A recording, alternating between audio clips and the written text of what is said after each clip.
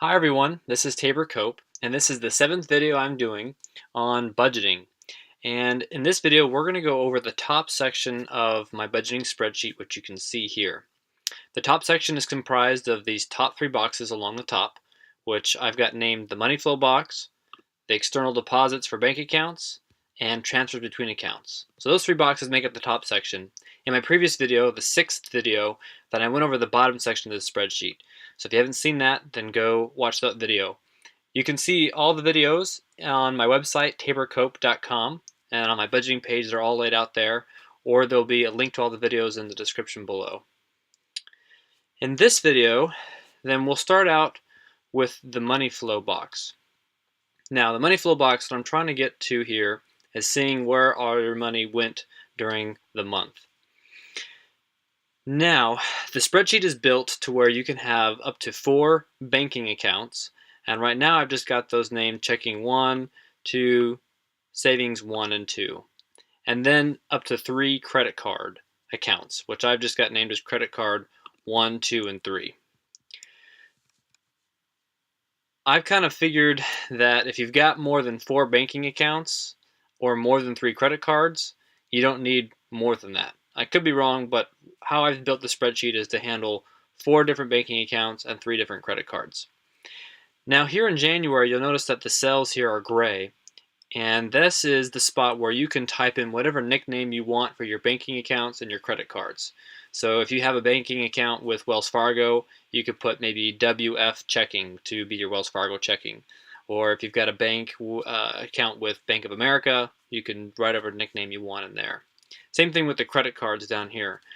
You can say it's an American Express or your Chase Visa card or whatever you want to give it. Now, whatever you name it here in January, it's going to be that way through the rest of the spreadsheet.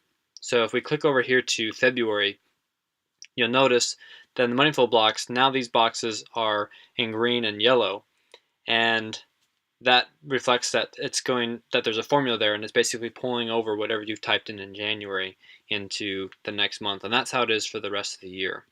Additionally, whatever you type in these boxes up here is what will show up in your drop-down menu in your category boxes down below here. So if I click down here, you'll see that it matches that, and so whatever you type in here, it will match in the drop-down box in the category boxes.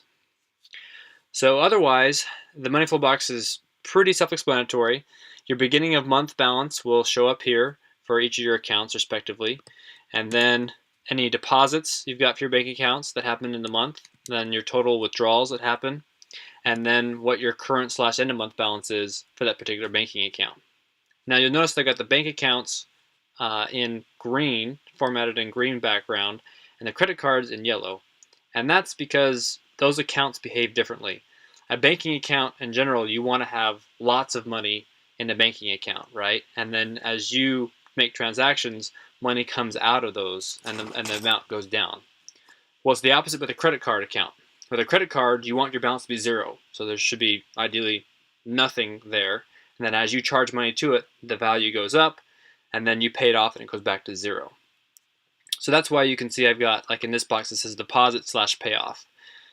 If it's a bank account, then here will be deposits you've made into the account. If it's a credit card account, then these are when you've paid off money to the credit card. And then same here. Up here, this will be withdrawals out of your banking accounts. And then down here, it will be actually charges that you've made to that credit card. And then over here on the right, in column E, it always shows what your current, or if the month is over, what your end of month balance is for those accounts. Down here in row 12, then we total up everything in bank, all your banking accounts all across the way, and then row 13 totals everything up on the credit card accounts. And then we have the difference right here. So that's kind of a good gut check to see, okay, if I've got a lot more debt on credit cards than I've got all my money put together in banking accounts, then I've got a problem. So these have got formulas all built in here, and that will move as you start putting transactions into the category boxes down below. It'll total it up here. The money not allocated box we'll come back to after we go to the external deposits. The complement total box is basically adding up all of the dollars that you have typed into the complement box in each one of the category boxes. So each of one of the category boxes or the envelope boxes down below has a complement section, which you can see like there in the charity one and the one I've got listed for food. And as you type in that complement, how much money you want to put into that account is kind of what I use that complement box for, then it'll add it up. And so it'll put the total right there of all that addition. And I kind of like that because if you know that you want to put so much money into your food budget, you want to put so much money into your transportation category, so much money into your housing category, and you put that money into each one of the complement boxes for each one of those categories, then it totals up here and you can say, okay, well, if I want to put that much money into my food category, my housing category, my transportation category, etc., then I need to be able to make X amount of dollars per month, and that's what that total is there. Okay, that's the money flow box. Moving on here to the external deposits for bank accounts. The reason why I've called it external deposits for bank accounts is because all these category boxes down below have this box that's says deposit. And what that means is you're allocating your money from all your bank accounts to the categories below. And so when you're making those allocations, you're kind of depositing money into that category. And that's what this deposit is down here in the category box. This external deposit means this is money coming from something outside of the bank accounts you have listed here off to the left. And that's what this note here says, is external deposits means money coming from a source other than those accounts listed above. So you've got these accounts here and you got the money in here and you're allocating that money in your bank accounts to the different categories below. Now if you get new money, which would be like your paycheck, you got paid, then that's where you would make this as a new external deposit. Also, let's say you made a purchase for someone and they were going to pay you back. Well, when they pay you back, that's money from some other source that hasn't been kept track in the spreadsheet, so that's an external deposit. So the most common thing is going to be when you get paid, right, from your job.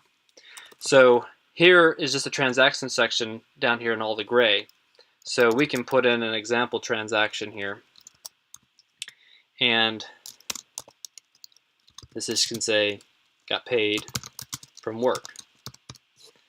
And then what the amount is. Let's say it's $1,000. And then here, you'll notice that it gives you the option to put it into one of the banking accounts. So for this example, let's just say we put it into checking 2. So now you'll see over here in the money flow box that we've deposited $1,000 into checking 2. We haven't made any withdrawals, so our current balance right now in the checking 2 account is $1,000. And so you just have all these different transaction lines here that as you get money deposited into your bank accounts, this is where you can transact in the spreadsheet and show it. So as you get paid, if you get interest from your checking account or your savings account, you put that there. People paying you back for money, you put that there. You know, maybe you get a bonus from work or something like that. Just any external deposits. Now, we'll go back to the money not allocated box here in the money flow box. Now you'll see I got some new money. I got paid from work $1,000. And so it shows that money not allocated is $1,000. And as I mentioned in my introduction to this spreadsheet in my 5th video, that the spreadsheet is built on the envelope method, which I go over in my 3rd video. And the envelope method is based on that you're going to allocate all your money amongst different categories. And so this is showing you that you got $1,000 that you need to allocate into a category. In my next video, I'm going to go into more about how you're going to work into the spreadsheet on a day-to-day basis. This is just an introduction. So I'll go into more detail, but I'll just show you real quick. If we were to deposit money, let's say into the food budget, then let's say we put in $500 into the food budget. You'll notice that now in the food budget, I've got $500, or the food category, and then here the money allocated says, okay, now you have only $500 that you haven't allocated into one of the categories. So as I start allocating more and more money into the different categories, it'll show me in this money not allocated box how much money I have left. So that's what that box is used for. All right, let's move on to the 3rd and final box, which is the transfer between accounts. Now this is where you'll transact in the spreadsheet any transfers you make between any of your accounts that are shown in the money flow box on the far left. So if I wanted to transfer money from my checking 2 account to my checking 1 account, then I could just put the date that I did it. And you can make any notes or comments on why you transferred it.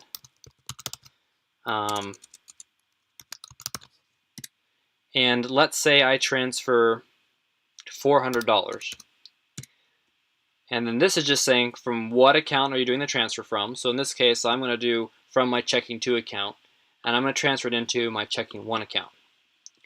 Now, if we scroll back over here to the money flow box, you'll see that we've had a total deposit of $1,000 in the checking 2 account, but we've withdrawn $400. So the current balance in the checking 2 account is $600. Now here in the checking 1, we've made a deposit of $400, and our current balance for the checking 1 account is $400.